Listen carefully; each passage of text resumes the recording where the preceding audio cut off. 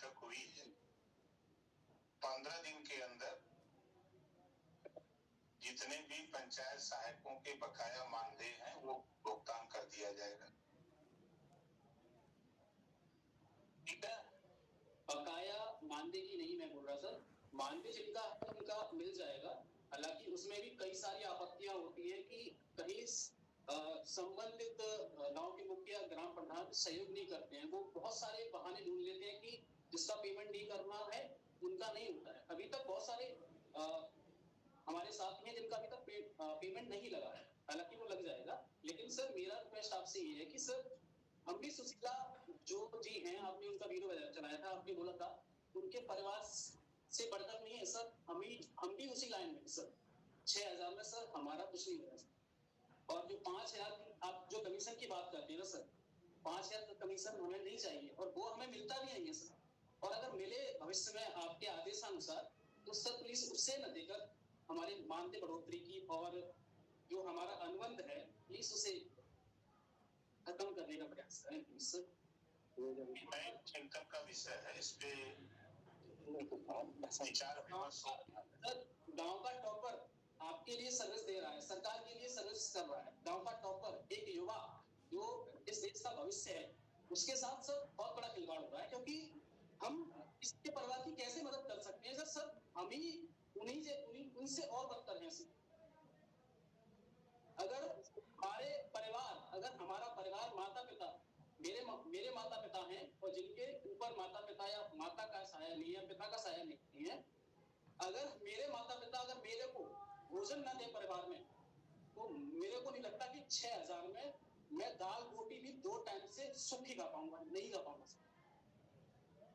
6,000 रुपया जो आपको दिया जा रहा है, ये हम सब लोग जान रहे हैं कि 6,000 रुपया में परिवार नहीं चल सकता।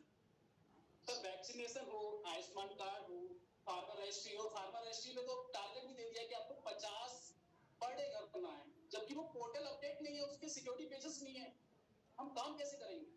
तब मतलब कि कृषि सहायक और लेखपाल जो संबंधित थे राजस्व विभाग से, उन पर काम ना हुआ तो लास्ट में देखा कि ये टेक्निकल बंदा है पंचायत सहायक, उसको टेक्निकल नॉलेज है क्योंकि युवा है, सबसे पढ़ा लिखा है, उसको ज्यादा नॉलेज होती है, तो पंचायत सहायक के सिर पे डाल दिया, उसमें टारगेट दिया गया। हमारा एक नया अधिकारी बना दिया गया वहां पर, कानून को जिन्हें बोलते हैं। मैं उनका यहाँ पर बेइज्जती नहीं कर रहा हूँ, उनको सम्मानित कर रहा हूँ। जबकि एडीओ पंचायत वीडियो सर, हमारे संबंधित सचिव और मुखिया गांव के, इनकी हम बात सुनते हैं। अब किसी 5वें की हम बात सुननी पड़ती है संबंधित अधिकारी की। सर प्लीज सर, मेरी आपसे हाथ जोड़ के रिक्वेस्ट है सर कि हमारे प्लीज मत मिले हमें सर कमीशन की बात से हम सहमत हैं कि इस प्रकरण को करीब 20 दिन पहले कैबिनेट खत्म हुई थी, इस प्रस्ताव को हम लोग ले आए थे, क्योंकि जो मध्य प्रदेश ने अभी हाल में घोषणा किया और स्टेटों में जो बात आई थी वो वहां चर्चा हुई है, मुख्यमंत्री जी ने आश्वासन दिया है। अब जब तक कोई फैसला न हो जाए तब तक हम लोग आपके वकील बन करके वकालत कर सकते हैं। संसद में जो बातें हुई थी वो हमने भी सुना था, लेकिन जो भी जो समाजवादी पार्टी से बोलते हो तो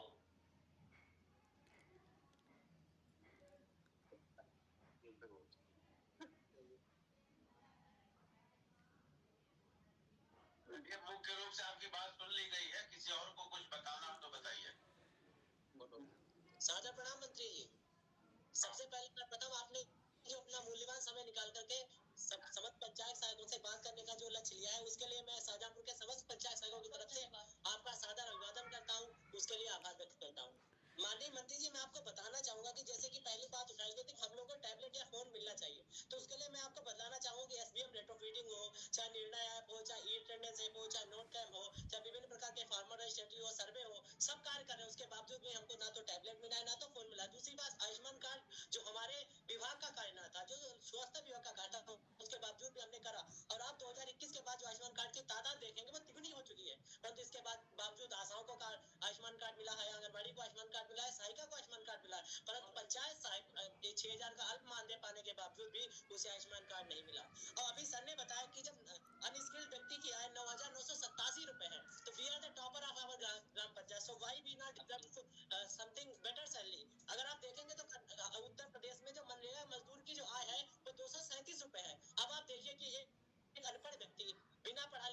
जिसके पास कोई भी स्किल नहीं है, वो प्रतिदिन 237 रुपए कमा रहा है, तो क्या हम लोग 400 रुपए नहीं कमा सकते? क्योंकि कर्नाटक राज्य में अगर आप देखेंगे तो 349 रुपए मनरेगा की मजदूरी है, तो उसके हिसाब से कम हम लोगों को न्यूनतम मानदेय जो है वो 400 रुपए प्रतिदिन का, अर्थात 16 से या 20,000 के बीच होना चाहिए।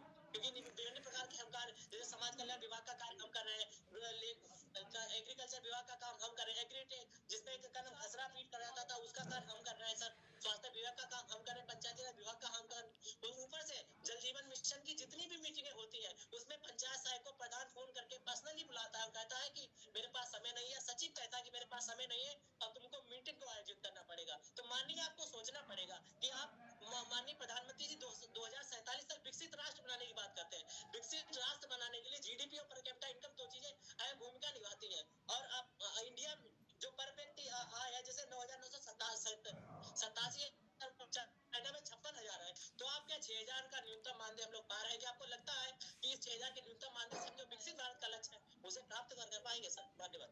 और क्या राम राज्य की परिकल्पना साकार हो पाएगी जिसमें आर्थिक संपन्नता और खुशी होती थी?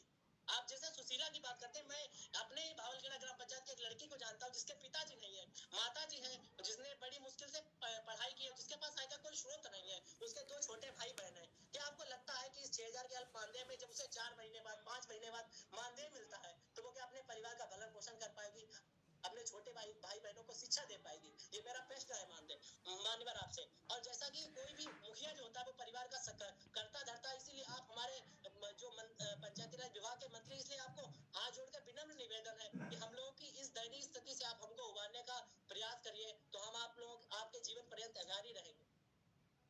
इतनी मेरी आपसे रिक्वेस्ट है। ये 2-3 बातें आपने, 2-3 सवाल आपके हैं। पहला तो आपने कहा कि मनरेगा में अनपढ़ काम करते हैं। ये देश में बेरोजगारी की ऐसी समस्या है। मेरे गांव में MA BEd नौजवान मनरेगा में काम करता है। उसकी मजबूरी है, जो परिवार की स्थिति आप बता रहे हैं, पिता नहीं है, माँ है, बेटी है, 2 बच्चे हैं, तो उस BEd करने वाला MA करने के बाद भी BEd करके उसको कहीं नहीं मिला, तो वो मनरेगा में उसकी मजबूरी है। मैं पढ़ रहा था, मेरे साथ हमारे गांव के बगल के सामरपुर के 2 बच्चे मनरेगा में काम करते थे। आज एक